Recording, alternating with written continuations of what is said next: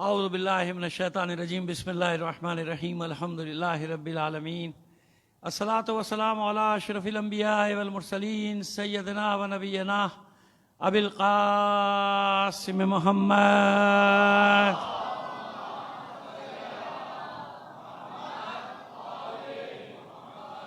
وآلہ الطیبین الطاہرین المعصومین ولعنۃ اللہ علی اعدائہم اجمعین من الان الی قیام یوم الدین اما بعد فقد قال اللہ تعالی فی کتابہ المبین وہو اصدق القائلین وقولہ الحق بسم اللہ الرحمن الرحیم وجعلنا منہم ائمۃ یہدون بامرنا لما صبروا صلوات بھیجیے محمد آل محمد پر یہاں بیٹا ایک بچہ یہاں آ جاؤ میرے سامنے آؤ ایک ادھر آ جاؤ شمش آگے آ جاؤ الگ الگ ہو جاؤ تاکہ اطمینان سے بیٹھ سکو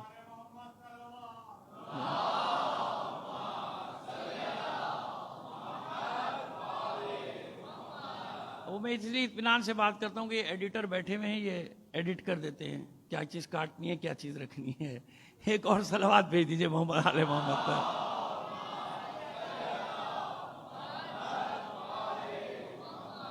میں نے عرض کیا کہ آج بھی شکریہ ادا نہیں کروں گا کہ الیکٹرک کا ہوتا ہے کہ ابھی شکریہ ادا کیا ابھی لائٹ گئی یہ میں نے آخری دن کے لیے رکھا ہوا ہے ٹھیک ہے نا پہلے چیک کر لیں پوری اچھی طرح پھر ایسا نہ ہو کہ پھر اپنی بات سے مجھے پھر نہ واپس مڑنا پڑ جائے ریورس گیئر لگانا پڑ جائے ٹھیک ہے الحمدللہ انتظامات سے چل ایک دو باتیں انتظامات سے متعلق مجھ پر لازم ہے کہ آپ کی گوش گزار کر دوں کل بھی میں نے عرض کیا تھا کہ دیکھیے اب ہمارے مرکزی جلوسوں کا آغاز ہو گیا ٹھیک ہے نا چھوٹے موٹے واقعات وہ ہمیشہ سے جب ہم چھوٹے تھے نا جب بھی ہو جاتے تھے لیکن اب مصیبت یہ ہوگی کہ سوشل میڈیا آ گیا ہے نا ہر ایک کے ہاتھ میں موبائل ہے وہ ٹینشن پھیلانا شروع کر دیتا ہے پینک پھیلانا شروع کر دیتا ہے پینک ہوتا ہے بھائی عرض کر دیا کہ ہم میدان کے لوگ ہیں کھڑے ہیں نا ہمارا کنسنٹریشن کہاں ہونا چاہیے ہماری توجہات توجہات کا مرکز کیا ہونا چاہیے کہاں ہماری توجہ مرکوز ہونی چاہیے عزاداری پہ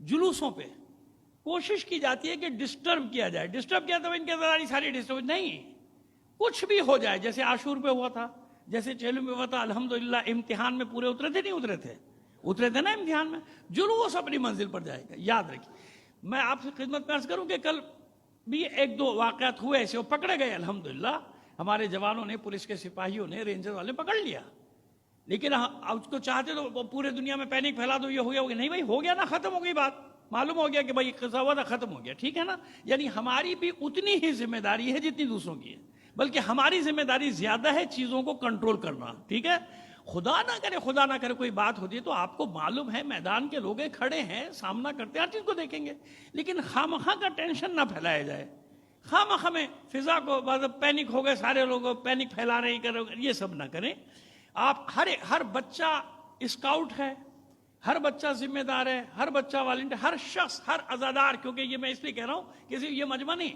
بلکہ سب جگہ آواز جاتی ہے ہماری تو جہاں بھی جا رہی ہے آواز سب سن لیں کہ ہر شیعہ جو جلوس کے لیے نکل رہا ہے 8 کو نکلے 9 کو نکلے 10 کو نکلے وہ خود ذمہ دار ہے ہر ایک ذمہ دار ہے ہر ایک اپنی ذمہ داری محسوس کرے گا اپنے اطراف پہ نظر رکھے گا سب کر تو انشاءاللہ نکل جائیں گے مرحلوں سے آتے رہتے ہیں امتحان ابھی دیکھیے بارش کا مسئلہ آپ کی خدمت میں عرض کر دیں مجھے یاد آ رہا تھا ابھی جب گھر سے نکلا تو بارش ہو رہی تھی تو وہ ہوتا کہ کیا ہوگا میں نے کہا بھائی کچھ نہیں ہوتا یہ ہماری قوم ہے بارش ہو طوفان ہو زلزلہ ہو سیلاب ہو عزاداری کرنی ہے مذاق نہیں کر رہا آپ سے آپ کو خواہ میں خوش نہیں کر رہا ان بچوں کو نہیں معلوم اس لیے بتا رہا ہوں 83-84 کی بات ہے تو 21 رمضان کا جلوس تھا بارش تو بہت بار ہوئی 21 رمضان کو لیکن وہ ایسی قیامت کی بارش ہوئی تھی جناب نمائش پہ پہنچا تھا جلوس تو ہر چیز وہ چھتیں اڑنی شروع ہو گئی تھی بھائی ٹین کی چھتیں ہوتی تھیں اڑنی شروع ہو گئی کھمبے گرنے شروع ہو گئے تو انتظامیہ یہ سمجھی کہ اب جلوس دوڑے گا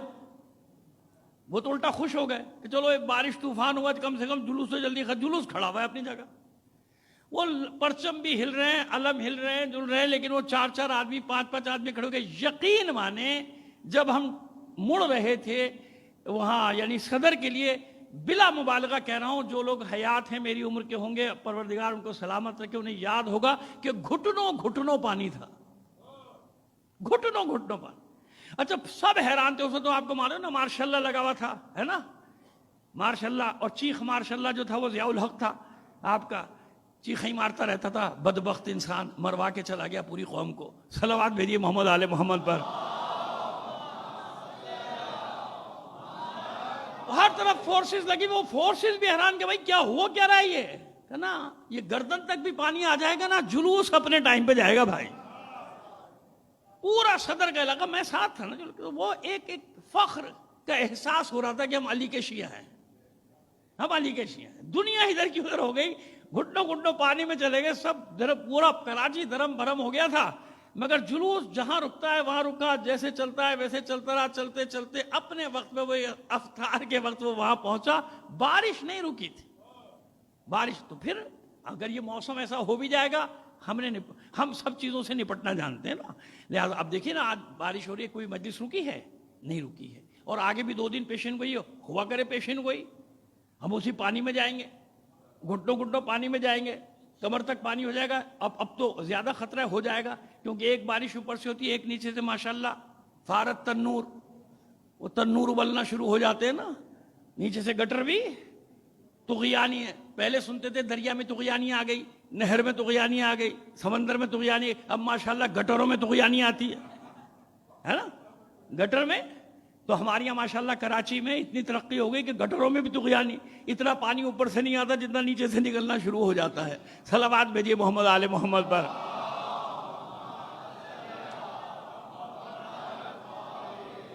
तो अब समझ में आ गई बात, बल बहुत सब्र तहम्मुल डिसिप्लिन के साथ, नज़्म व ज़ब्त के साथ हवास अपने काबू में रखने। बस जंग वो जीतता है जो अपने आसाब पे काबू रखता है।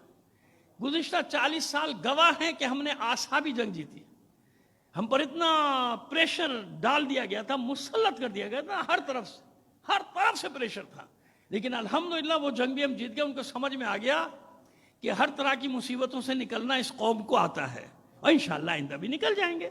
अभी इम्तिहान ख़त्म थोड़ी हुए, अभी इश्क के इम्तिहान और भी हैं। वहाँ अपने सैयद सालार तक पहुँचते पहुँचते, अपने साहिब ज़मा तक पहुँचते पहुँचते जनाब अभी बड़ी मंजिलें हैं। ये ना समझिएगा इम्तिहान ख़त्म हो गए, अभी तो शुरू हुआ है, आगाज़। यानी एक घंटी सी बजी है, अलार्म बजाए कि कोई आने वाला है जिसके लिए आपकी तैयारी हो रही है, आपकी ट्रेनिंग हो रही है। सलवात भेज दीजिए मोहम्मद आले मोहम्मद पर। आइए, हम अपना मौक़िफ़ बयान कर रहे हैं और इस एहतियात से बयान कर रहे हैं कि किसी की भी दिल आज़ारी ना हो, किसी को ठेस ना पहुंचे। हमारा मौक़िफ़ पेश किया जाना हमारा हक है, वो हम पेश करने की कोशिश कर रहे हैं। इमामत के बारे में हमने अब तक जो अर्ज़ किया, 2 मिनट में उसका खुलासा ये है कि इमाम हमारे यहाँ इमामत के लिए मासूम होना शर्त है। इमाम बनाना इंसान का काम नहीं है, ये भी आपको बता चुके हैं। इंसान, आज भी इस पर बात करेंगे, इंसान का काम नहीं है। ये किसका काम है? मनसूस मिन अल्लाह। ये इमाम बनाना क्यों? इसलिए वले कुल्ल कौमिन हाद, ए हबीब आप तो डराने वाले, अंत मुनज़िर, आप डराने वाले हैं, और हर कौम के लिए एक हादी, एक रहनुमा, एक रहबर चाहिए। तो हर ज़बान में होना चाहिए ना, तो वो हादी रहबर कैसा होना चाहिए? अगर उससे गलतियों का इम्कान होगा तो भैया वो तो उसकी गलती। अब यहाँ आज सुबह शाम लोग कहा करते हैं हाँ वो गलत फैसला था हमारा, हाँ वो गलत फैसला था, जब इत्तेहाद किया था तो गलत था, तोड़ा तो सही था, फिर बाद में कहते नहीं तोड़ा तो गलत था, अब दोबारा गए तो अब सही था, फिर निकलेंगे कहेंगे कौम की खातिर, फिर घुसेंगे कहेंगे कौम की खातिर, मुल्क का वसी तर मफाद। सुबह शाम देख रहे हैं ना आप, सुबह शाम अपनी गलतियों का एतराफ़ करें तो कैसा रहबर होना चाहिए। अब लोगों को कंफ्यूज हो गए ना लोग बेचारे, अब आज जाके कंफ्यूज हो गए भाई हो क्या रहा है, किसके पीछे जाए, तो सारे ऐसे ही पता नहीं आज जो कर रहा है वो गलत है, कल कहेगा वो गलत कर दिया था मैंने, तेरे गलती के चक्कर में बेड़ा गर्क हो गया पूरी कौम का, तू कह रहा गलती हो गई। क्या मतलब? जैसे वो कह देते हैं वो फैसला गलत हो गया, पुराने वालों को तो कह सकते हैं ना भाई, नए वालों को कुछ नहीं कह सकते, तौहीन अदालत हो जाएगी। वो जो पुराने गलत फैसले करके चले गए उनको तो खुद अदालत भी कहती है ना, वो जो उन्होंने गलत फैसला किया, गलत फैसला किया, मरदूद।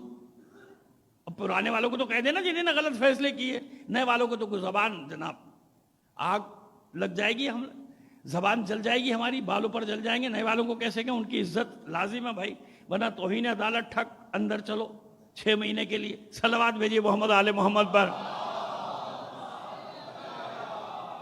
है ना। बस ये अकली दलील है कि इमाम कैसा होना चाहिए, रहबर कैसा, पेशवा कैसा, کہ ہر زمانے میں ایک تو ہر زمانہ، کوئی زمانہ امام سے خالی نہیں ہوگا. ابھی بتا دیں گے، ابھی روایات پیش کر دیں گے آپ کے سامنے. امام ہو اور خطا کا امکان نہ ہو، جب اس پہ یقین ہے کہ یہی امام ہے، منصوص من اللہ ہے، نص سے صریح آ گئی، اس کا علم بھی ظاہر ہو گیا. علم کیسا کہ امام جعفر صادق علیہ السلام فرماتے ہیں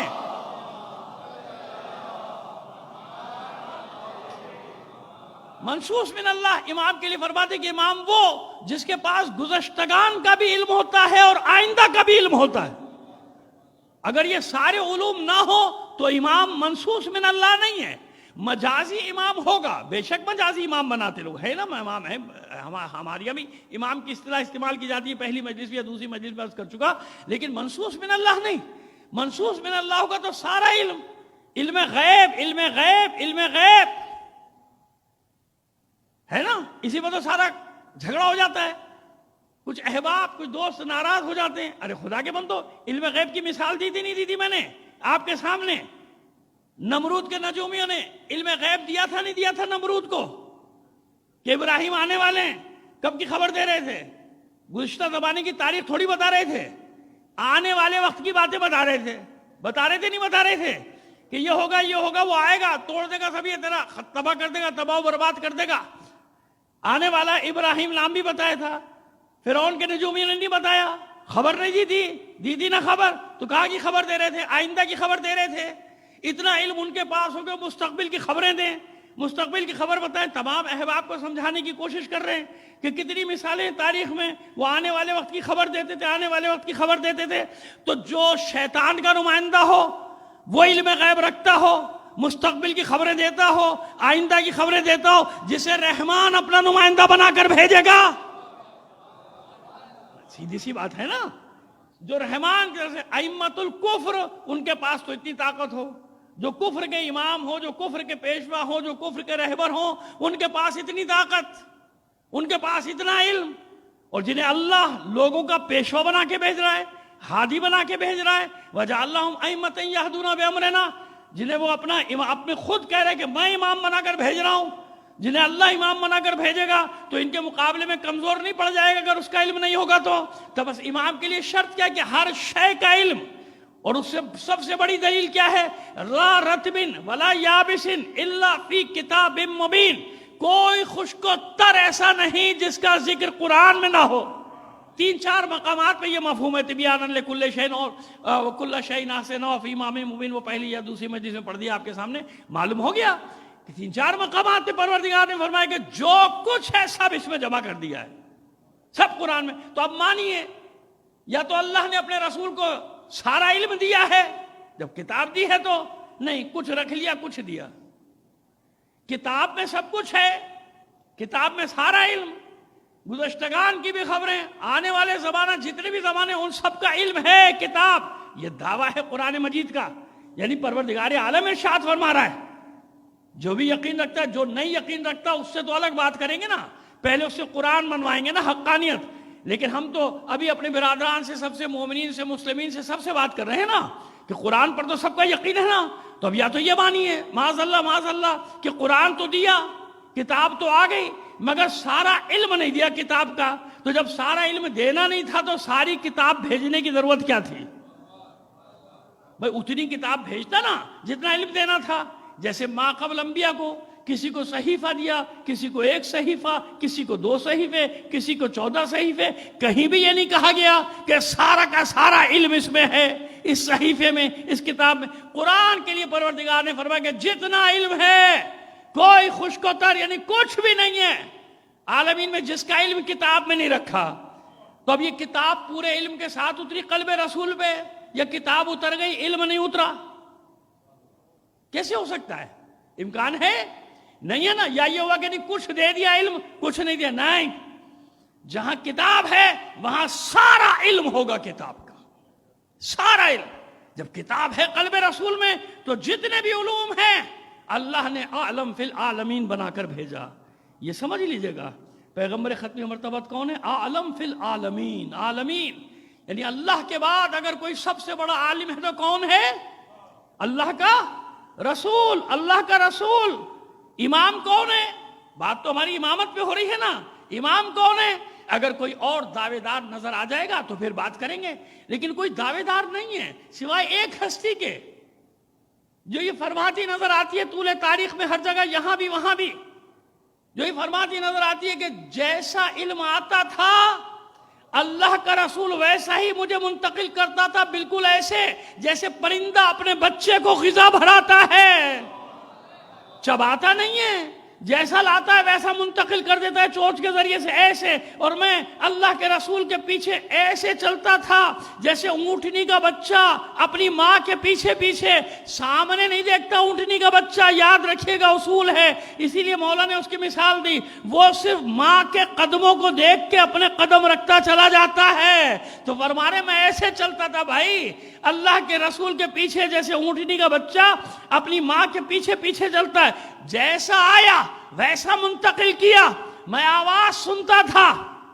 وہی کی، میں شیطان کی چیخ سنتا تھا، وہ جو کرب سے چلاتا تھا، تو کوئی تردید کر دیتا ہے، نہج البلاغہ میں ہے مولا کے خطبے کا ایک حصہ ہے جس میں آپ نے فرمایا کہ میں نے وہی کو آتے جاتے دیکھا، میں جبرائیل کو دیکھتا تھا، میں جبرائیل کی آواز سنتا تھا، خطبہ ہے آپ کا نہج البلاغہ میں جو ہمارے برادران نے بھی نقل کیا، رئیس احمد جعفری صاحب جو ہیں وہ اہل سنت کے بہت بڑے فاضل ترین شخص گزرے ہیں، انہوں نے جو نہج البلاغہ کا ترجمہ کیا ہے تشریح، اس میں بھی یہ خطبہ موجود ہے، یعنی یہ نہیں کہ کہیں ہے کہیں نہیں، سب نے یہ لکھا کہ مولا نے یہ فرمایا، سنتا تھا میں، تو بتائیے کوئی تردید کرتا نا کہ ہم بھی تو رسول کے پاس بیٹھے تھے، ہم نے تو سنا، ہم نے تو نہیں دیکھا، آپ نے کیسے دیکھا، ہم نے تو نہیں سنا، آپ نے کیسے سنا، کسی میں ہمت نہیں تھی، جانتے تھے کہ علی کا مقام کچھ اور ہے، کیوں اللہ کے رسول نے فرمایا الحق مع علی وعلی مع یا علی مع الحق والحق مع علی، اور یہ وہ حدیث ہے جس میں کوئی اختلاف نہیں، ہمارے برادران بھی تسلیم کرتے کہ ہاں علی کے لیے فرمایا، بس اتنا سا اور ہے، اور اضافہ کر دیجئے، مان لیجئے کہ دعائیں کی ہیں اللہ کے رسول نے، سب کے لیے دعا کی رحمت للعالمین ہے، لیکن علی کے لیے دعا الگ ہے، علی کے لیے یہ دعا نہیں مانگی کہ اللہ علی کو ایمان پہ باقی رکھنا، اسلام پہ باقی رکھنا، ایمان پہ سلامت رکھنا، علی کو حق پر قائم رکھنا، یہ دعا نہیں ہے، علی کے لیے کیا دعا ہے؟ علی کے لیے دعا یہ ہے پروردگار اے میرے رب اے میرے اللہ حق کو ادھر ادھر موڑ دے جدھر جدھر علی مڑ جائے.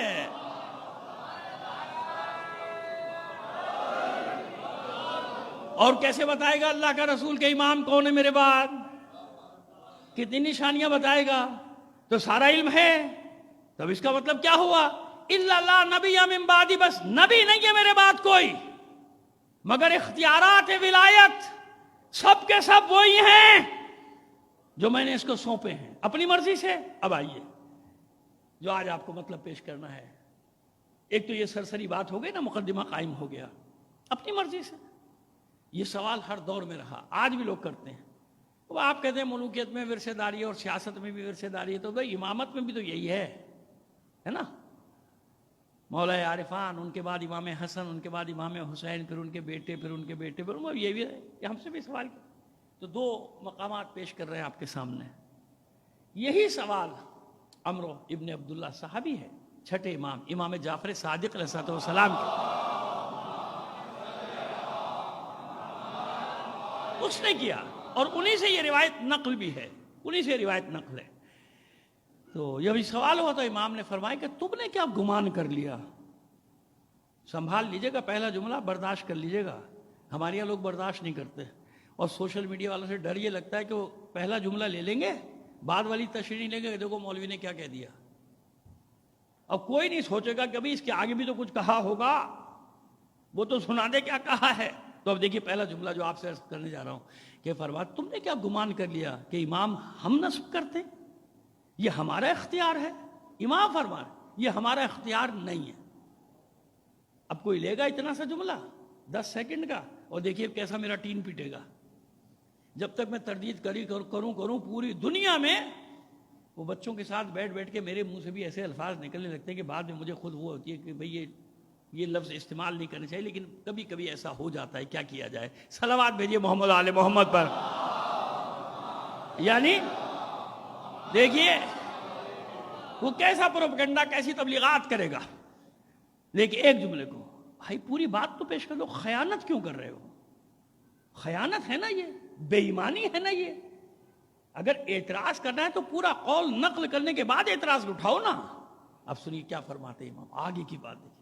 تم نے کیا سمجھ لیا یہ ہمارا اختیار ہے امام بنانا؟ ہمارا اختیار نہیں ہے. اگر صرف اتنا جملہ لے لیا جائے تو لوگوں کو کتنا ناگوار گزرے گا. حالانکہ گزرنا نہیں چاہیے لیکن گزر جائے گا, کیونکہ جو مزاج بنا دیے گئے گزشتہ 30-40 سال میں, اس میں تو یہی ہے. جو 30-40 سال میں ماحول کریٹ کر دیا گیا, بنا دیا گیا, اس میں تو یہی ہے. یہ جملے کو لے کے پیچھے پڑ جائیں گے, یہ کیسے کہہ دیا آپ نے, وہ کیسے کہہ دیا. خدا کے بندے خود جا کے پڑھ لے, پھر اتنا پڑھ لے. فٹ پاتھ پہ بیٹھ کے تو اتنا بڑا مجتہد بن گیا, تھوڑا سا پڑھ لیتا تو اور اچھا بن جاتا. صلوات بھیجیے محمد آل محمد پر. فرماتے ہیں کہ تم نے کیا گمان کیا یہ ہمارا اختیار نہیں ہے, یہ اللہ کی طرف سے تعیین شدہ ہے, یعنی پہلے سے طے کر لیا گیا, اور اس کا ابلاغ اللہ نے اپنے رسول کو کر دیا. اور جتنے امام ہیں ایک ایک کا نام, ان کا زمانہ, ان کے والدین کا نام, سب اللہ کے رسول کو اللہ کی طرف سے پہنچا دیا گیا. اور اللہ کے رسول نے بھی سب کا اعلان کر دیا. ولی, وہی بات آ گئی نا, ولی ہمیشہ تھا علی, مولا ہمیشہ تھا علی. لیکن دیکھیے اب اختیار کی بات, کہ اللہ کے رسول کو یہ اختیار نہیں کہ اپنی مرضی سے ذوالعشیرہ میں کہہ دیتا کہ علی تمہارا مولا, شب ہجرت کہتا تمہارا مولا, بدر میں کہتا, احد میں کہتے, خیبر میں کہتے, خندق میں کہتے, مباہلہ میں کہتے, غدیر. کہاں انتظار کیا غدیر تک؟ کیوں؟ جب تک اللہ کا حکم نہیں آئے گا منصب کا اعلان نہیں کیا جائے گا. 40 سال تک اللہ کا رسول ہے کہ نہیں ہے؟ ہے. یہی عقیدہ ہے, یاد رکھنا, مومنین کا بھی اور عامت المسلمین کا بھی, سوائے ایک گروہ کے, ہمارے برادران کا ایک گروہ ہے, باقی سب عامت المسلمین کا, ہم سب اس میں شامل ہیں. سب کا عقیدہ یہی کہ رسول ہمیشہ سے رسول. تو پھر 40 سال تک کیوں نہیں کہا؟ صادق رہے, امین رہے, کسی سے نہیں کہا کہ میں رسول ہوں. چھپاتے رہے تھے, معاذ اللہ کوئی خوف تھا؟ نہیں. کیوں؟ انتظار انتظار انتظار. کب؟ جب اللہ کا حکم آئے گا تو اعلان کرے گا میں نبی ہوں, میں اللہ کا رسول ہوں. صلوات بھیجیے محمد آل محمد پر. اب بات آسان ہو گئی. ولایت کا اعلان بھی نہیں کیا جب تک حکم نہیں آ گیا. میں نے عرض کر دیا مولا ہے نا ہمیشہ سے, لیکن جب تک حکم نہیں آئے گا پروردگار کا اس وقت تک اعلان نہیں ہوگا. تو معصوم فرماتے ہیں اس لیے سب کے زمانہ بھی بتا دیا گیا اللہ کے رسول کو. اللہ کے رسول نے اعلان بھی کر دیا سب کے سامنے, سب کے نام بتا دیے ایک کے بعد ایک, کس کا کون سا زمانہ, یہاں تک کہ یہ امر امامت صاحب امر تک پہنچے گا. یہ چھٹے امام کی دی. صلوات بھیجیے محمد آل محمد پر. یہ سارا نظام کہاں پہنچ جائے گا؟ کہ وہ آخری جو ہمارا آئے گا صاحب امر وہاں تک. تو کہا گمان بھی نہ کرنا کہ امام ہم نصب کرتے ہیں. نہیں, امام نصب کرنا کس کا کام ہے؟ اللہ کا کام ہے. اسی لیے دھوکہ کھا گئے تھے نا ہمارا برادران کا ایک گروہ, جس نے جناب اسماعیل کو امام بنا لیا. ان کے ذہن میں یہ بات بیٹھی تھی کہ بڑا بیٹا بڑا بیٹا بڑا بیٹا. نہیں, یہ ساری امتحان آئے نا.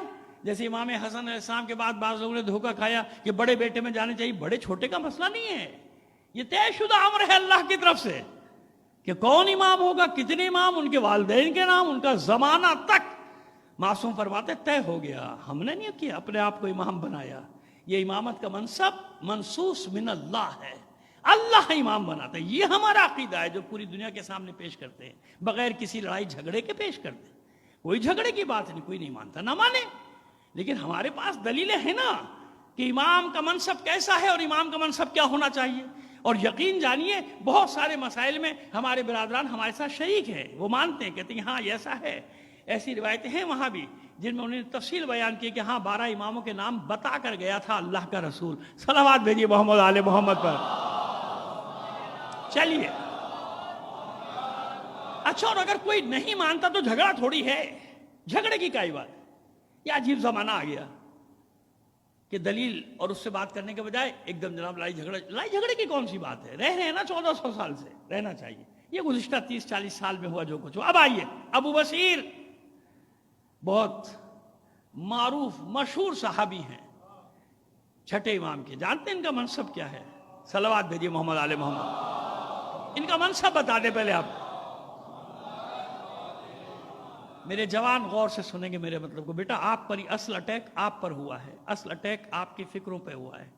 اصل اٹیک آپ کو گمراہ کرنے کے لیے ہوا ہے کہ بڑوں پر تو ان کا کام نہیں چل سکتا نا. بچوں نوجوانوں کو ان کو بگاڑو. عقائد جو صحیح عقائد ہیں ان سے ہٹا کے اور ایک ایسی طرف لے جاؤ جہاں معاذ اللہ معذرت کے ساتھ بس دلچسپی کا سامان ہو اور جنت ہو.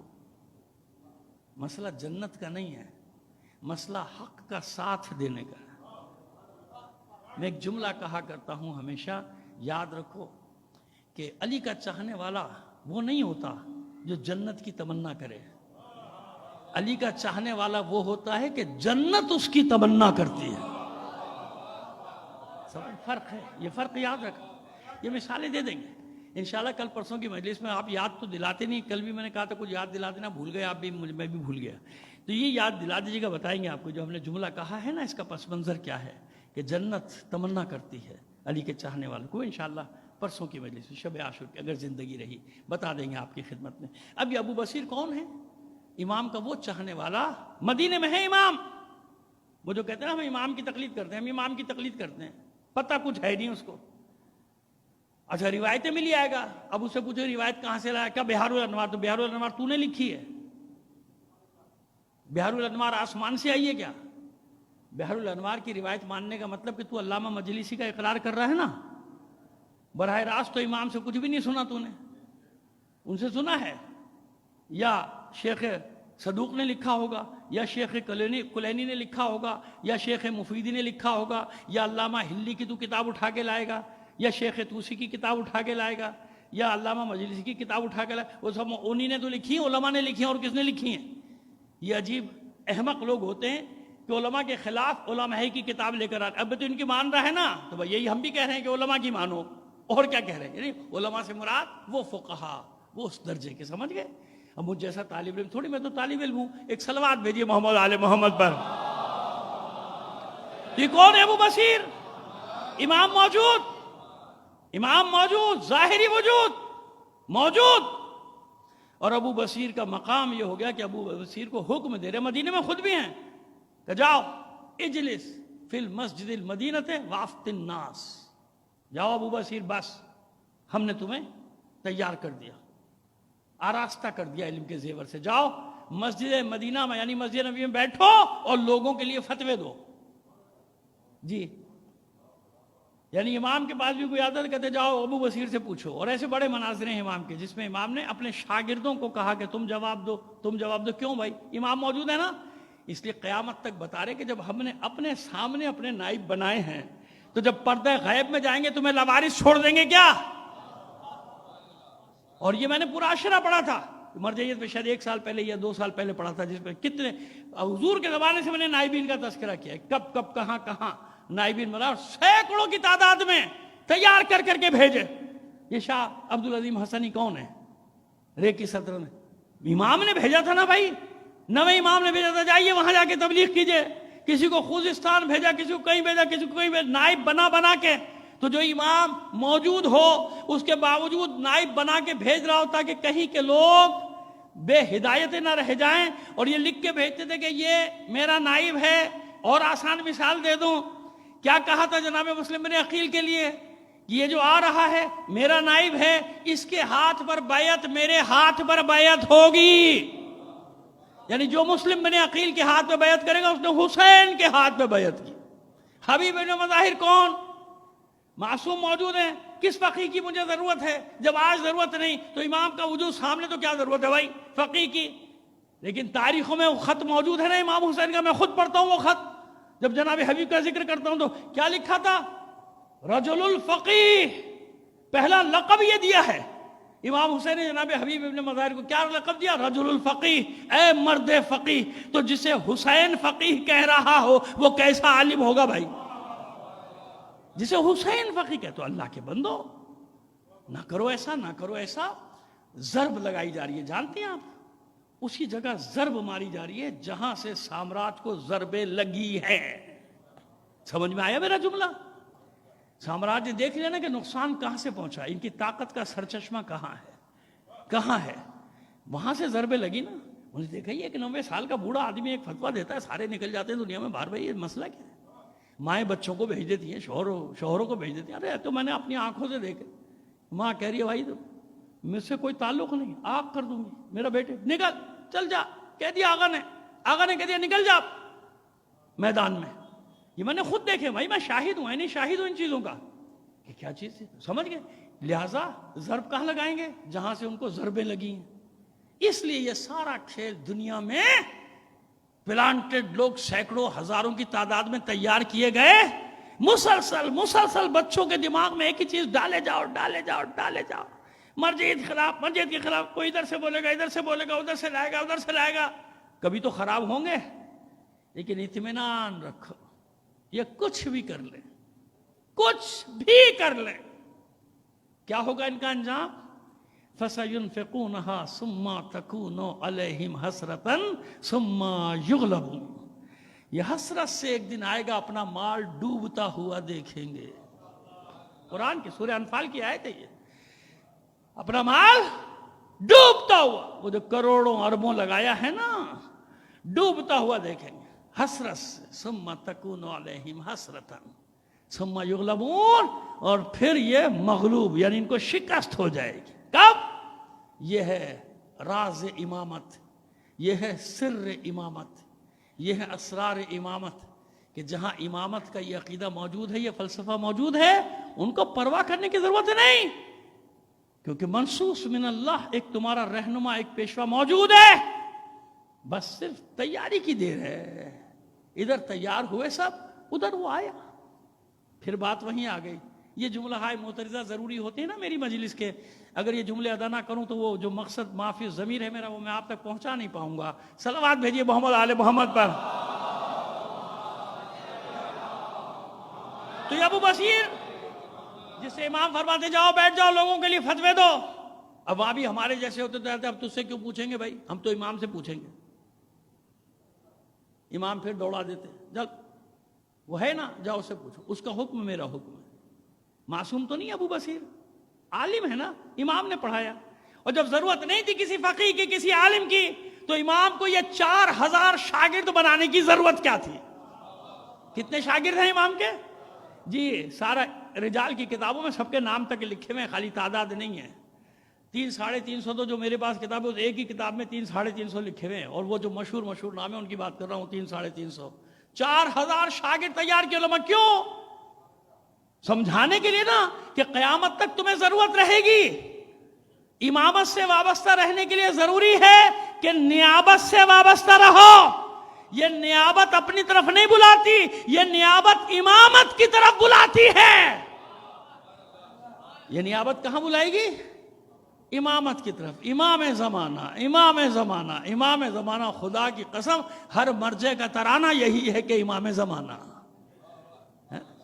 और जिसको जितना बुलंद मकाम मिला, मैं तो वो ऐलान भी जानता हूं, जब ऐलान किया गया था कि हम खादिम हैं, हम नौकर हैं, हम गुलाम हैं, ये अमानत है सल्तनत इमाम ज़माना की। यानी वो अमानत लेके बैठे हैं कि जब वो आएगा उसके सुपुर्द ये सल्तनत कर दी जाएगी। हम तो नौकर हैं, हमारा काम है जमीन हमवार करना। सलवात भेजिए मोहम्मद आले मोहम्मद पर। अब ये इतना मुस्तनद और मोतबर सहाबी अबू बशीर रहमतुल्लाह अलैह कहा जाए इनको, हालांकि हम तो आम इंसानों पे भी जो हो तो कहते हैं ना कि फला कौम पे दरूदो सलाम, मोमिनीन पे दरूदो सलाम, तो उस हिसाब में उस दायरे में कह सकते हैं। लेकिन चलो एहतियात का दामन हाथ से नहीं छोड़ा, क्योंकि बात जा रही है सारी दुनिया में, तो यहाँ तो आपको पता है जबान पकड़ते हैं, मतलब नहीं। सारा वक्त ये सुनते रहते हैं इसका कौन सा लफ्ज पकड़ना है, मतलब पे तो उनकी तवज्जो ही नहीं होती ना, कि मतलब क्या है, मफहूम क्या नहीं, वो कौन सा लफ्ज पकड़ के इसका बेड़ा गर्क करना है, कौन सा जुमला पकड़ना। भाई सिबकत लिसानी भी हो जाती है ना, कभी इंसान एक आयत पढ़ रहा है, रह गया एक लफ्ज, जान के थोड़ी कर रहा, इसीलिए इस्तिग़फ़ार भी करते हैं उलमा बाद में, परवरदिगार कबूल कर लेना, पता नहीं कहाँ कोई लफ्ज़ रह गया, वो हर्फ रह गया, अनुवादन नहीं करता, लेकिन सिबकत लिसानी हो जाती है। सिबकत लिसानी में इम्कान होता है कोई हर्फ, क्योंकि हम लोग मासूम नहीं है ना, ہم معصوم نہیں ہیں. تو بے شک آیات یاد ہوتی ہیں، لیکن کہیں نہ کہیں ہم نے خود تجربہ کیا، پھر آ کے دوسرے دن اصلاح کرتے ہیں، بھائی یہ لفظ یہ نہیں تھا، یہ تھا، ہے نا. تو یہ ہوتا ہے سبقت لسانی. یہ نہیں کہ آتا نہیں، سبقت لسانی ہوتا ہے، لیکن وہ زبان پکڑنے کے چکر میں رہے گا. تو ابو بصیر فرماتے ہیں، یہی سوال کرتے ہیں. بیٹھے ہوئے نا، تقریباً اس میں لکھا ہے کہ 20 کے قریب مستند لوگ اصحاب بیٹھے تھے. جب ابو بصیر نے سوال کیا امام سے کہ مولا فرزند رسول یہ سوال بہت کرتے ہیں لوگ، آپ کی امامت کے بارے میں سوال بہت کرتے ہیں. اب یہ سوال کرنے کی جرت بھی ابو بصیر جیسا ہی کر سکتا تھا، کیونکہ امام کا خاص شاگرد ہے نا. تو امام بھی جانتے ہیں، سمجھتے ہیں، دلوں کے حال کو جانتے ہیں کہ اگر یہ کوئی سوال کر رہا ہے تو اپنے لیے نہیں کر رہا، یہ جو مجمع بیٹھا ہوا ہے نا باہر سے جو آیا ہے ان کو سنانے کے لیے، تاکہ جواب آئے اور ان کو معلوم ہو جائے. تو وہ کہتے ہیں کہ ابو بصیر کہتے ہیں کہ آپ کی امامت کے بارے میں سوال کرتے ہیں لوگ. تو پوچھا کیا سوال کرتے ہیں ہماری امامت کے بارے میں؟ تو یہ سوال یہ کرتے ہیں کہ بھئی یہ پوچھو کہ یہ امامت جو ملی ہے یہ اللہ کی طرف سے ملی ہے یا اس کے رسول نے دی ہے؟ یہ جو امام بنے ہیں آپ، یا ولایت، کہیں ولایت کا لفظ ہے، خیر بات ایک ہی ہے، وہ اختیارات کی بات ہے کہ ولایت جو ملی ہے آپ کے جد کو، یوں کہہ لیجئے امیر المومنین کو، ابو طالب کے لال کو، یہ اللہ نے دی ہے یا اس کے رسول نے دی ہے؟ تو روایت کے یہ الفاظ ہیں، میں ابھی دیکھ کر آ رہا ہوں کہ امام کا چہرہ خوشمگی ہو گیا، یعنی ناگواری کے تاثرات آ گئے چہرے پہ امام کے. سمجھ کر امام کے چہرے یعنی ایک برا لگا، جس کہتے ہیں امام کو بہت برا لگا. کہتے کہ حیف ہو تم لوگوں پر، وائے ہو تم لوگوں پر، اللہ کا رسول ان چیزوں سے بالا تر ہے کہ وہ خدا کو چھوڑ کر اپنی طرف سے کوئی حکم دے دے. کتنی بڑی بات ہے، حیف ہے تم پر. اللہ کا رسول اس سے کہیں الگ ہے، بالا تر ہے، بری ہے، دور ہے، اور کہیں تو بیمناک ہے. یعنی اللہ کا رسول ڈرتا ہے اس بات سے کہ وہ کسی بات کا حکم دے جو اللہ کے رسول نے، اللہ نے نہیں دیا. یاد رکھو اگر یہ امامت کا حکم دیا ہے، ولایت کا منصب دیا ہے، تو یاد رکھو یہ رسول اپنی طرف سے نہیں دے سکتا. کیسے دے گا اپنی طرف سے؟ جس نبی نے اللہ کے حکم کو اپنی مرضی سے سمجھنے کی کوشش کی، بڑا سخت مطلب ہے لیکن بہت عام بھی ہے، یعنی سنتے سب ہیں غور نہیں کرتے، اس کو سزا بھگتنی پڑ گئی. ہم پہلے عرض کر چکے اپنا عقیدہ کہ جتنے بھی انبیاء ہیں سب معصوم، رسول معصوم، پیغمبر معصوم. عصمت شرط ہے، کیوں؟ ہادی ہے، وَلِكُلِّ قَوْمٍ ہاد، اپنی قوم کا ہادی، ہدایت کرنے والا، لہذا کسی غلطی کا امکان نہیں. لیکن ترک اولا کیا سنتے رہتے ہیں آپ، یعنی جو بہتر تھا وہ نہیں کیا، جو افضل تھا، نبی کا کام ہے افضل ترین عمل انجام دے، افضل نہیں کیا، غلطی نہیں کی. جناب یونس علیہ السلام، مثالیں بہت ہیں، بس ایک مثال سمجھانے کے لیے. جناب یونس علیہ السلام ایک کام اپنی سمجھ سے کر لیا. کیا؟ دعا مانگ رہے تھے نا ان پہ عذاب آ جائے، اللہ نے وعدہ کر لیا، وقت بھی بتا دیا یہ ہے وقت عذاب کا. بس جناب اپنی قوم کو چھوڑ کے نکل گئے، اب تو کل ان پہ عذاب آ رہا ہے، چلو سنتے تو ہے نہیں، چلو. نہیں، قوم کو چھوڑنے کا حکم کب دیا تھا اللہ نے؟ اب دیکھیے کتنی باریک بات ہے. غلط نہیں کیا، گناہ نہیں کیا، کچھ نہیں کیا. نہیں حبیب، آپ نبی ہیں، آپ پیغمبر ہیں، یعنی مشیت کو یہ بھی گوارا نہیں ہوا کہ میری مرضی کے بغیر، مجھ سے پوچھے بغیر میرے حکم کے، اور اب گئے کیسے؟ سمجھے؟ اور بعد میں معاملہ الٹ گیا نا. ایک ترک اولا کے سبب کیا ہوا؟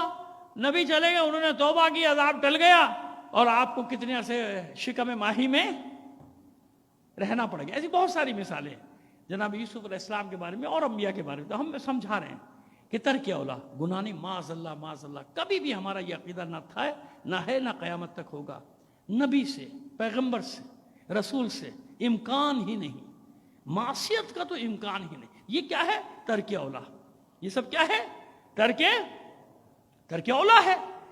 تو مجھے بتائیے وہاں اتنی تنبیہ کہ اپنی مرضی سے تو جب جناب یونس کے بارے میں بتا دیا کہ آپ اپنی مرضی سے بھی یہ کام غلط نہیں کیا، گناہ نہیں کیا، لیکن کیوں کیا؟ تو پھر جو خاتم النبیین ہے جس کے صدقے میں سب کو نبوتیں ملی، رسالتیں ملی، پیغمبری ملی، جو مقصود کائنات ہے، جس کے لیے اللہ نے یہ کائنات کی بزم سجائی، یہ عالمین کی بزم سجائی، اس سے امکان ہے، اس کو اسی لیے تو سب کچھ دیا گیا کہ بارہا قرآن مجید فرما رہا ہے وَمَا تَشَاءُونَ إِلَّا أَن يَشَاءَ اللَّهُ وَمَا يَنطِقُ عَنِ الْهَوَىٰ إِنْ هُوَ إِلَّا وَحْيٌ يُوحَىٰ۔ میرا حبیب، میرا نبی، میرا رسول یہ بات ہی نہیں کرتا مگر وحی کی زبان میں۔ یہ معصوم سمجھا رہے، تم نے کیا سمجھا؟ اللہ کا رسول اپنی مرضی سے کر سکتا ہے، اس سے بالا تر ہے، اس سے بری ہے۔ اگر اللہ کے رسول نے امامت کا حکم پہنچایا، ولایت کا حکم پہنچایا، تو یہ اللہ کے حکم سے پہنچایا، منصوص من اللہ۔ اور سنو، یاد رکھو، جیسے نماز، روزہ، زکوٰۃ، حج واجب ہے، اسی طرح ولایت بھی واجب ہے۔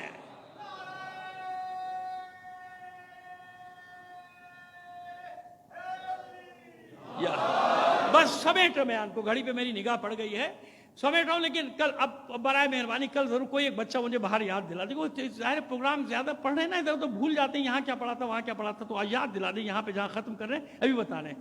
امام علی رضا علیہ السلام کی روایت ہے نا مشہور۔ اب یہ چھٹے امام نے فرمایا، اب آٹھویں امام فرماتے بنی الاسلام علی خمسۃ اشیاء، اسلام 5 چیزوں پر قائم ہے۔ اسلام کی بنیاد 5 چیزیں جن پہ اسلام کی عمارت کھڑی ہے، 5 بنیادیں۔ بنی الاسلام علی خمسۃ اشیاء، 5 چیزوں پہ کھڑا ہوا ہے اسلام، علی الصلاۃ والصوم والحج والزکوٰۃ والولایہ۔ وہی بات جو چھٹے امام نے فرمائی، کوئی اس میں ایسا نہیں کہ امام نے، چھٹے امام نے کچھ کہا، 7ویں امام نے کچھ کہا، 8ویں امام نے کہا۔ سب سے بڑی چیز کیا ہے؟ ولایت۔ اور جہاں ختم کر رہے ہیں بات کو، اور یہ ولایت کیسی چیز ہے؟ 8ویں امام فرماتے کہ ولایت کو ان سب پر فوقیت ہے، یعنی ولایت نہیں تو ان میں سے کوئی بھی چیز قابل قبول۔ ہمارا عقیدہ اگر ولایت نہیں ہے، اہل بیت کی، خاص طور پہ علی کی ولایت کا منکر ہے، انکار کرتا ہے ولایت علی بن ابی طالب کا، تو اس کا کوئی عمل قابل قبول نہیں ہوگا۔ کیوں؟ یہ وہاں بھی روایات ہیں، ہمارے یہاں بھی روایت ہے، لیکن بس لوگوں کو بتایا نہیں جاتا۔ اگر بتا دیے جائے کریں یہ ساری روایات جو نقل کی گئی ہیں ہمارے دوستوں کی کتابوں میں، تو یہ اتنا مسئلے نہ کھڑے ہوں، بالکل بھی مسئلے نہیں کھڑے ہوں۔ تو یہ طے ہو گیا کہ امامت منصوص من اللہ۔ کیسا ہادی ہونا چاہیے؟ ایک تو کوئی زمانہ ہادی سے خالی نہیں ہوگا، جس کو ہم کہتے ہیں حجت خدا، جس کو کہیں کہا جاتا ہے قطب، کہیں کہا جاتا ہے ابدال، کہیں کہا جاتا ہے غوث۔ تشریح سب کی ایک ہے، یاد رکھیے گا جو میں آپ سے عرض کر رہا ہوں، تشریح سب کی ایک ہے، یعنی مطلب جو لیتے ہیں وہ سب یہ کہ اگر یہ قطب درمیان سے ہٹ جائے ختم ہو گئی دنیا، ابدال ہٹ جائے، غوث ہٹ جائے، ہے نا۔ ہمارے یہاں اس کو سیدھا سیدھا کیا کہتے ہیں؟ حجت خدا کو امام، ولی، مولا۔ تو کوئی زمانہ حجت خدا سے خالی، حتیٰ کہ جناب اسماعیل سے لے کے حضور تک کا زمانہ بھی حجت خدا سے خالی نہیں۔ ایک نہ ایک وسیع موجود ہونا چاہیے، اور وسیع کی پہچان کیا ہے؟ اس کی دعا کو اللہ نبی کی دعا کی طرح رد نہیں کرتا۔ اور اوصیاء کی دعائیں اگر آپ کو بتائیں گے تو بھی پریشان ہو جائیں گے لوگ کہ اچھا یہ سب ہے؟ ہاں یہ سب ہے، کہ جس وسیع نے جب دعا مانگی ہے، کفار قریش آخر میں وہیں آتے تھے، جب بتوں سے فارغ ہو جاتے تھے نا، کہ بت کے ان کو خود بھی پتا تھا یہ کیا دیں گے، تو وہیں آتے تھے، جانتے تھے کہ کون سا دروازہ ہے جہاں دعا قبول ہوگی، ہے نا۔ قحط پڑ گیا تو عبد المطلب کے دروازے پہ، بھوک ہوئی عبد المطلب کے دروازے پہ، دشمنوں کا خوف ہوا عبد المطلب، ابرہہ لشکر لے کر آیا عبد المطلب۔ تو کوئی مانے نہ مانے، وسیع تو ہر زمانے میں اپنی پہچان کرا دیتا ہے نا، کہ بتوں کی پوجا کرنے والے اور تھے، توحید پرست اور تھے۔ یہاں سے کل بات کا آغاز کریں گے، بنی الاسلام علی خمسۃ اشیاء۔ بس یہ امام رضا کی ایک کان میں ہمارے کوئی کہہ دے، جب ہمارے کو آپ نے وہ روایت پڑھی تھی امام رضا سے، وہاں سے شروع کریں تو ہمیں بھی اچھا لگے گا، کیونکہ اب ظاہر زندگی رہی تو اب 2 ہی مجلسیں ہیں، کل اور پرسوں کی، ظاہر اس کے بعد تو بھی شام غریبہ ہے، تو ہم چاہتے ہیں کہ وہ ایک جگہ تک پہنچا دے مطلب کو اپنے۔ اب بات سمجھ میں ہے کہ بس کوئی مانے یا نہ مانے، یہ ہادی کیوں ضروری، یہ امام کیوں ضروری؟ دین پر وقت پڑے گا کہ نہیں پڑے گا؟ پڑے گا نا۔ ہر زمانے میں پڑے گا، آج بھی مشکل میں ہے، عالم اسلام ہے کہ نہیں ہے؟ کہاں دیکھیں، کس طرف دیکھیں؟ آج بھی جدھر دیکھتے ہیں ماشاءاللہ ماشاءاللہ، دیکھ لیں لات منات حبل عزا نظر آتے ہیں ہر طرف. ایسا لگتا ہے کہ آج بھی خانہ کعبہ کو گھیر رکھا ہے. لگتا ہے ایسا، نہیں ہوگا بھائی، لگتا ایسے ہی ہے کہ کفار چڑھتے چلے آ رہے ہیں، یہود و نصارہ چڑھتے چلے آ رہے ہیں. اور یہود و نصارہ جو وہاں چڑھ رہے ہیں، یاد ہے اب آپ کو ایک بات بتاؤں کہ یہاں مسائل کیوں اٹھائے جاتے ہیں؟ جیسے ہی وہاں ہوتا ہے نا کچھ مسئلہ، یہاں لوگ چیخنا شروع کرتے ہیں کہ یہودیوں کو بھگاؤ، یہودیوں کو جگہ نہ دو، فوراً یہاں وہ اپنے ایجنٹوں کے ذریعے سے فساد کھڑا کر دیتے. سمجھ میں آ گیا؟ اس لیے یہاں فساد ہوتے ہیں تاکہ یہ لوگ اپنے مسائل میں الجھ جائیں. تو کافر کے، میں کافر کے، تو کافر کے، یہ کافر کے، وہ کافر، لگا دو. جب بھی انہیں کوئی کام کرنا ہوتا ہے نا وہاں، یہاں پہ یہ ہوتا ہے. پوری تاریخ پڑھ لیجئے آپ، ابھی یعنی 70-80 سال کی بات کر رہا ہوں. جب وہاں انہیں کچھ کرتب دکھانا ہوتا ہے نا، یہاں مسائل کھڑے کر دیتے. وہ دکھا دیا انہوں نے کرتب، پہنچ گئے، سفارت خانے کھول لیے. تو بھئی کوئی تو ہوگا نا. اس کا مطلب جہان در انتظار، جہان انتظار کر رہا ہے نا. بس جب بھی دین پہ وقت پڑے گا، انسان کی فطرت گواہی دے گی کہ کوئی ہادی ہے، کوئی بچانے والا ہے جو آئے گا اور حالات کو بدلے گا. کوئی مانے یا نہ مانے. حسین کو کتنوں نے مانا؟ کتنوں نے مانا؟ اگر سب نے دل سے مانا ہوتا تو حسین کے ساتھ 72 تھوڑی ہوتے بھائی، 72,000 ہو جاتے. لیکن خوف، لالچ، طمع، یہ سب آڑے آ گئی نا. جانتے تھے رسول کا نواسا ہے، جانتے تھے امام برحق، سب نے حدیث سنی تھی کہ میرے یہ دونوں بیٹے امام ہیں، حسن اور حسین. لکھی ہوئی بھی، آج تک لکھی ہوئی ہمارے برادران. لیکن اس کے باوجود جب سامراجی طاقتیں مسلط ہوتی ہیں، لوگ جانتے بوجھتے بھی کہ حق کیا ہے باطل کیا ہے، حق کا ساتھ نہیں دیتے خوف کی وجہ سے. کچھ خوفزدہ ہو کے ہٹ جاتے ہیں، کچھ کو ان کی مرضی کے منصب، عہدے، دولت، اختیار دے کے خرید لیا جاتا ہے. بس اسی لیے حسین نے اپنے ساتھیوں سے راستے بھر یہ کہا کہ جس کو جانا ہے چلے جاؤ، میں اپنی وعدہ گاہ کی طرف جا رہا ہوں. یقین جانیے تاریخ گواہ ہے کہ بہت سارے لوگ، سینکڑوں کی تعداد میں ایسے تھے جو اس لیے ساتھ آ گئے تھے کہ جنگ ہوگی، رسول کا لشکر کوفے 18,000 کا لشکر تو وہیں سے مل جائے گا، ہمیں بھی کچھ ملے گا. جنگ میں اس لیے بھی جاتے تھے، مال غنیمت ملے گا، عہدہ ملے گا، کچھ تو ملے گا جب حکومت آئے گی. لیکن جوں کربلا قریب آ رہی تھی، عزائم حسین کے سامنے آ رہے تھے، سب چھوڑ کر چلے گئے. 72 رہ گئے. لیکن 72 کو تاریخ بشریت قیامت تک سلام کرتی رہے گی. ہے نا؟ عجیب نہیں ہے انصار حسین؟ لوگ حیرت کرتے ہیں، فرزند رسول، رسول کا نواسا، فاطمہ کا لال، اور صرف 72 آدمی. کتنے آدمی؟ 72. نہیں، تعجب اس بات پہ نہ کرو کہ حسین کے ساتھ صرف 72. تعجب اس بات پہ کرو کہ وہ 72 کیسے آ گئے ان حالات میں. دیکھیے یہ نہ سمجھے کہ دھوکے میں آ گئے. ایک دن پہلے مہلت دے دی نا حسین نے، راستہ کھلا ہوا، اور وہ بھی یہی کہہ رہے تھے کہ جو چھوڑ دے گا حسین سے کوئی لڑائی نہیں. سمجھ میں آ رہی ہے میری بات؟ ایک تو نا اچانک گھر گیا بھائی، جھگڑا ہو گیا، گولیاں چل گئی، دھماکہ ہو گیا، شہید ہو گئے. وہ بھی شہید کا درجہ ہے، وہ بھی شہید ہے، ٹھیک ہے نا. لیکن ایک کیا ہے، معلوم کتنے موقع ملتے رہے جانے کے، شب عاشور تک ملتے رہے نا موقع، چلے جاؤ. وہ لشکر بھی یہ کرتا جو ان کو چھوڑ دے گا کوئی دشمنی نہیں، جاؤ جان بچاؤ، اور چلے گئے لوگ. یہ 72 کیسے تھے؟ اپنے کا تعجب اس پہ کرو کہ سب کو معلوم ہے کہ ایک ایک لمحہ جو گزر رہا ہے موت سے قریب کر رہا ہے، موت سے قریب. یہ تو میں کہہ رہا ہوں نا، یہ تو تاریخ کہہ رہی ہے، تجزیہ نگار کہہ رہے، لیکن نہیں، یہ 72 جانتے تھے کہ ہر لمحہ زندگی کے قریب کر رہا ہے، اب حسین مرنے نہیں دے گا. یہ تو 72 جانتے ہیں کہ موت ان کے نزدیک شہد سے بھی زیادہ شیریں تھی، ہے نا. جبھی تو لپک رہے تھے، جھپٹ رہے تھے موت پر حملہ کر رہے تھے 72۔ جس لشکر کا 13 14 یا 15 سال کا، 15 سال بھی کوئی زیادہ سن تو نہیں کہتے، کوئی حرج تھوڑی ہے، کہیں 15 سال بھی لکھا ہے، کوئی حرج نہیں۔ اب مجھے بتائیے، یہاں بیٹھے ہوں گے، پروردگار سب کے جگر کے ٹکڑوں کو سلامت رکھے، ذرا 15 سال کے بچے کو دیکھ لیجئے کتنا بڑا ہے۔ سب سے زیادہ یہی لکھی ہے نا جناب قاسم کیوں؟ جس لشکر کا 15 سال کا سپاہی یہ کہتا ہو کہ چچا جان موت میرے نزدیک شہد سے بھی زیادہ شیریں، تو اس کی معرفت کا عالم کیا ہوگا؟ معرفت کی کن منزلوں پر ہوگا وہ بچہ جو کہہ رہا ہے موت تلخ نہیں، موت کا ذائقہ بتا رہا ہے حسن کا لفظ، کل نفس ذائقۃ الموت، یعنی ہر ایک کے لیے موت کا ذائقہ الگ الگ ہے۔ کربلا میں یہ شہزادہ حسن مجتبیٰ کا محلقہ امام حسن کا بتا رہا ہے کہ شہد سے بھی زیادہ شیریں، یعنی جلدی تھی کہ جلدی سے موت کا ذائقہ چکھوں اور میرا دادا حیدر کرار مجھے اپنی آغوش میں لے جائے۔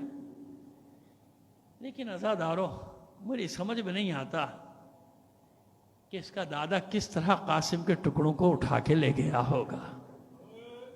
خیر، شب عاشور میں نے کل عرض کیا تھا کہ ہر ماں اپنے اپنے بچوں کو تیار کرے۔ امام حسن کے اور بھی بیٹے ہیں، میں نے پوری کتاب لکھی ہے اس کے اوپر، وہ سب شہید ہوئے کربلا میں، بڑے تھے، لیکن قاسم ایک خاص ہدیہ ہے، خاص ہدیہ، کیونکہ اس وقت امام کی شہادت پر شہزادہ قاسم کے وہ 2-2.5 سال سے زیادہ نہیں لکھی ہوئی، کیونکہ گود میں لائی تھی نا روایت میں کہ جناب ام فروا جب بلایا تھا امام حسن نے میرے بچے کو لاؤ قاسم کو، تو آغوش میں لے کر آئیں، تو ظاہر آغوش میں کون سا بچہ ہوتا ہے؟ بہت زیادہ رہا ہوگا تو 2-2.5 سال کے جناب قاسم، 40 ہجری میں، 50 ہجری میں، معذرت 50 ہجری میں، اتنے رہے ہوں گے 2-2.5 سال کے۔ اور اس وقت وصیت کی تھی نا، دیکھو میرے بھائی پہ ایسا وقت آئے گا، یہ تو بڑے ہیں، یہ ذمہ داری جانتے ہیں، قاسم اتنا بڑا ہو جائے گا کہ تلوار اٹھا لے گا، اسے میری طرف سے خاص ہدیہ بنا کے حسین پر قربان کر دے، بھیج دینا۔ اور ہاں یہ ہو سکتا ہے کہ اس کے سن و سال کے سبب سے اسے اجازت نہ دے میرا بھائی، اسے اجازت نہ ملے میدان جنگ، تو اے ام فروا یہ میری تحریر تعویذ کی صورت میں اس کے بازو پہ باندھ دو، جب ایسا وقت آئے تو میری یہ تحریر میرے بھائی حسین کے حوالے کر دینا، ٹھیک ہے؟ یہ ہے پس منظر قاسم کا۔ بتائیے ماں کیسے پال رہی ہوگی اپنے اس بچے کو؟ میں نے عرض کر دیا اور بھی بڑے بھائی ہیں، سب شہید ہوئے کربلا میں، لیکن یہ قاسم، اچھا بچے بھی جیسے حسن مثنی زخمی ہو کر بچ گئے تھے، پھر ان کی نسل چلی آگے تک، تو وہ اس کے بارے میں بھی ہم پڑھتے رہتے ہیں، عشرہ ثانی میں بھی زندگی رہی تو پڑھیں گے، ان کے ایک مجاہد بیٹے کی داستان عشرہ ثانی میں اگر زندگی رہی تو اب آئیے شب عاشور، اس ماں کا بھی یہی حال ہے جو جناب ام لیلہ کا ہے، جو ثانیہ زہرا کا، جو جناب ام رباب سلام اللہ علیہ۔ میرے لال کل سب اپنی اپنی قربانیاں دیں گے، مجھ بیوہ کے پاس کچھ بھی نہیں سوائے تیرے، میری لاج رکھ لے، قربان ہو جا اپنے چچا پہ اور اپنی دادی زہرا کے سامنے مجھے سرخرو کر دے۔ جناب قاسم عہد و پیمان باندھ رہے، مادر گرامی اطمینان رکھیے، میں میدان میں جاؤں گا، میں لڑوں گا، میں شہ سوار ہوں، میں امو جان کا شاگرد ہوں، یعنی جناب عباس کا، چچا عباس کا شاگرد ہوں، میں فنون حرب میں نے ان سے سیکھے ہیں۔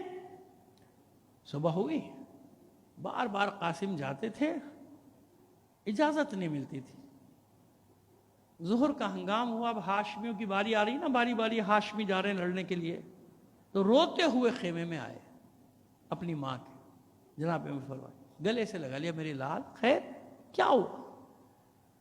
کہ مادر گرامی کتنی بار جا چکا ہوں چچا جان کی خدمت میں، چچا جان مجھے میدان میں جانے کی اجازت نہیں دیتے۔ نہیں میرے لال، پیشانی کے بوسے دیے، نہیں میرے لال قاسم تجھے اجازت ضرور ملے گی۔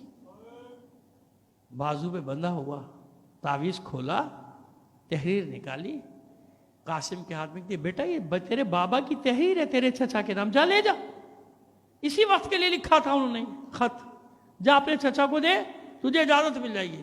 بس قاسم نے خط کو سر پہ رکھا، بوسے دیے، آنکھوں سے لگایا، دوڑے لے کے چچا کی خدمت، چچا جان یہ میرے بابا کی تحریر آپ کے نام، چچا جان یہ میرے بابا کا خط آپ کے نام۔ حسین نے بھائی کی تحریر کو دیکھا، دیکھتے رہ گئے اور زار و قطار رو رہے ہیں حسین، چومتے ہیں، آنکھوں سے لگاتے ہیں بھائی کی تحریر کو، رو رہے ہیں، اور پھر اس کے بعد قاسم کو گلے لگا کے رونا شروع کر دیا۔ کیا ہے تحریر میں؟ یہی تو ہے نا، اے میرے بھائی حسین دیکھو قاسم کو میدان میں جانے سے روکنا نہیں، یہ میرا خاص ہدیہ ہے تمہارے لیے، اس کو میدان میں جانے دینا، یہ میری وصیت ہے۔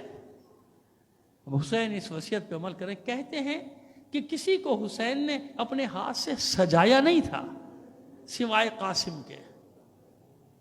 امامہ بھی خود رکھا، دوش پہ ابا بھی خود ڈالی، کمر میں پٹکا صافہ جس کو کہتے ہیں وہ پٹکا بھی خود باندھا، تلوار بھی حمائل خود کی، اور اب شانہ پکڑ کے بازو پکڑ کے خود خیمے سے باہر لے کے نکلے۔ جب خیمے سے باہر لے کر نکلے نا، سب کے مبہوت ہو گئے تھے، اتنا حسین تھا حسن کا شہزادہ قاسم، اتنا حسین تھا۔ دن میں لوگوں کو گمان ہونے لگا کہ چاند 14ویں کا طلوع ہو گیا، ایسا تھا قاسم، اتنا حسین تھا، اور اتنا کمسن تھا کہ گھوڑے پہ جب بٹھایا ہے نا تو حسین نے کمر سے پکڑ کے اٹھایا تھا، اور جب گھوڑے پہ بٹھا دیا تو دونوں پیر رکابوں میں ٹکتے نہیں تھے قاسم کے، کبھی ایک طرف جھک کے توازن برقرار کرتے تھے، کبھی دوسرے طرف جھک کے، بڑی حسرت سے دیکھ رہے ہیں حسین، علی اکبر، عباس۔ علی اکبر نے باغ تھامی آگے بڑھ کر، بھائی بس ہم بھی آئیں گے کچھ دیر، ذرا دھیان سے جنگ۔ عباس نے آخری بار پیشانی کے بوسے لیے، جاؤ بیٹا قاسم ذرا دھیان سے جنگ کرنا ہے۔ اور قاسم مسکرا کے کہتے، چچا جان میں آپ ہی کا تو شاگرد ہوں، آپ میری جنگ دیکھیں۔ حسن کا لال مقابل آیا لشکر آدھا کے، رجس پڑی، جو جانتا ہے وہ جانتا ہے، جو نہیں جانتا سنو، میں اس حسن کا لال ہوں جس حسن پہ جنگ سے جی چرانے کا الزام تھا۔ آؤ میری جنگ دیکھو اور پھر سمجھ لو کہ میرا بابا کتنا بڑا شہسوار تھا۔ یہاں قاسم کو یاد ہے مجھے وہ دھونا ہے داغ، مجھے جواب دینا ہے ان کے اعتراض کا، میں بتاؤں گا میں کس حسن کا بیٹا ہوں۔ اب جب ایسی للکار سنی، پسر ساز سمجھ گیا حیدر کرار کا پوتا ہے، حسن کا لال ہے، اس کے مقابلے میں کسی سخت آدمی کو بھیجا جائے۔ ارزق شامی، تاریخوں میں اس کا نام ہے، اپنے زمانے کا بہت بڑا پہلوان، جیسے مرحب، جیسے انتر، جیسے عمرو ابن عبدوت، کہ جا حسن کے لال کے مقابلے میں جا۔ جملہ برداشت کر دیجیے گا معذرت کے ساتھ، کیونکہ اس نے کہا، اس لیے لکھا ہے روایتوں میں کہ بڑی حقارت سے اس نے حسن کے لال کو دیکھا، ارزق شامی، کہ بچے کے مقابلے میں مجھے بھیجے گا۔ اس کے 4 بیٹے اس کے ساتھ آئے تھے، ایک سے کہا جا اس بچے کا، نوجوان کا سر قلم کر کے لیا۔ وہ آیا اور قاسم نے ایک ہی وار میں اس کو جہنم کا راستہ دکھا دیا۔ وار کرنے کے بعد تکبیر بلند کی، اللہ اکبر، اور پلٹ کر دیکھا اس اونچے مقام کی طرف جہاں اس کا چچا حسین اس کی جنگ دیکھ رہا ہے۔ بچے کارنامہ کرتے ہیں، بزرگوں سے شاباشی چاہتے ہیں نا۔ اب جب دیکھا اپنے چچا کی طرف مسکرا کے، تو حسین نے مرحبا، آفرین، میرے لال قاسم بہت اچھا وار تھا۔ عباس نے فریاد بلند کی، بیٹا قاسم بہت اچھا وار کیا۔ علی اکبر نے داد دی، بھیا آفرین، مرحبا، بہت عمدہ، اب اور حوصلہ بڑھا قاسم کا۔ ایک بیٹا واصل جہنم ہوا، ارزق شامی نے دوسرے کو بھیجا، جا اپنے بھائی کا بدلہ لے کے آ۔ ایک وار کیا، اس کے بھی 2 ٹکڑے کر کے جہنم میں پھینکا، پھر پلٹ کر دیکھا، پھر عباس نے، حسین نے، علی اکبر نے داد تحسین، مرحبا، آفرین قاسم، بہت عمدہ تھا۔ ایک ایک کر کے 4 بیٹوں کو جہنم کا راستہ دکھایا۔ جب 4 بیٹوں کے لاشیں سامنے دیکھے، دیوانوں کی طرح دوڑا قاسم پر حملہ کرنے کے لیے ارزق شامی۔ حسین نے دیکھا، عباس نے دیکھا، قاسم نے دیکھا۔ عباس نے چلا کر کہا، بیٹا قاسم بہت ہوشیار ہو کر، بہت بڑا پہلوان ہے۔ اور ادھر حسین سجدے میں چلے گئے، معبود ہاشمی جوان ہے، ایک کے مقابلے میں شکست نہ ہو۔ قاسم تیار ہوئے مقابلے کے لیے. جو ہی سامنے آیا جنگی حربہ استعمال کیا ایسا کہ ایک ہی وار کیا سر پہ, آدھا ادھر گرا آدھا ادھر گرا. تکبیر بلند کی, اللہ اکبر. بس حسین نے نگاہیں اٹھا کر دیکھا قاسم کو, عباس نے دیکھا قاسم کی تکبیر کا, تینوں نے جواب دیا, اکبر نے بھی جواب دیا, اللہ اکبر. بیٹا قاسم کمال کر دیا, بہت عمدہ وار کیا. لیکن کیا ہوا اب جو دیکھا پسر سعد نے کہ ارزق بھی مارا گیا, غصے میں حکم دیتا ہے یہ ہاشمی جوان ہے, یہ حیدر کا بیٹا ہے, یہ حسن کا لال ہے, ایک ایک کر کے جاؤ گے پورے لشکر کو کاٹ کے پھینک دے گا, حملہ کرو مل کر چاروں طرف.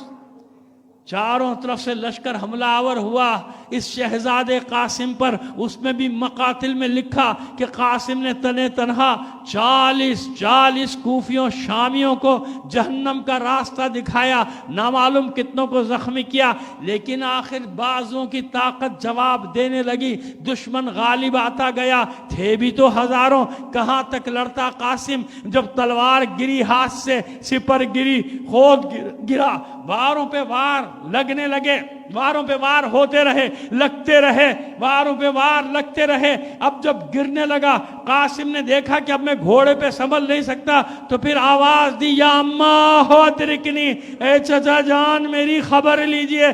بس ایسے حسین کسی کے لاشے پر نہیں دوڑے تھے جیسے قاسم کی آواز سن کر دوڑے تھے, میرے لال قاسم میں آ رہا ہوں, میں آ رہا ہوں. عباس بھی دوڑے, علی اکبر بھی دوڑے. ارے نکالیں کیسے, ہزاروں کا مجمع, بیچ میں قاسم. حملہ کیا حسین نے بھی, عباس نے بھی, تاکہ قاسم کو اس لشکر سے نکالا جائے, درمیان سے نکالا جائے. بس یہ حملہ ہوا, لشکر بھاگا, فرار ہوا, میدان خالی ہوا. ادھر بیبیوں نے, فضہ نے خبر دی, بیبیوں ام فروا کے خیمے میں جمع ہو جاؤ, اس کا شہزادہ قاسم آ رہا ہے. فروا اطمینان سے بیٹھی ہیں, ام فروا اطمینان سے بیٹھی ہیں. ہر ایک کا لاشا آیا ہے, میرے بچے کا لاشا بھی آئے گا. ادھر حسین نے ابا بچھا دی زمین پر. میں کہتا ہوں مولا قاسم کا لاشا لے کر جائیے. ابا کیوں بچھا دی؟ اس طرف گئے کچھ اٹھایا, اس طرف گئے کچھ اٹھایا. مولا ماں انتظار کر رہی ہے قاسم کے لاشے کا, اس کو لاشے کا انتظار ہے. کچھ دیر بعد حسین نے ایک گٹھڑی کی صورت دی اپنی ابا کو, وہ گٹھڑی سینے سے لگا کے خیمے کی طرف چلے. میں کہتا ہوں مولا قاسم کا لاشا کہاں ہے, یہ گٹھڑی میں کیا ہے؟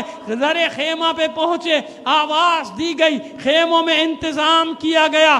اب جو حسین گٹھڑی لیے خیمے میں داخل ہوئے, ماں حیران ہو کر کہتی ہے, اے میرے سید و سردار, اے میرے مولا, آپ سب کا لاشا لے کر آئے, میرے قاسم کا لاشا نہیں لائے, میرے قاسم کا لاشا کہاں ہے؟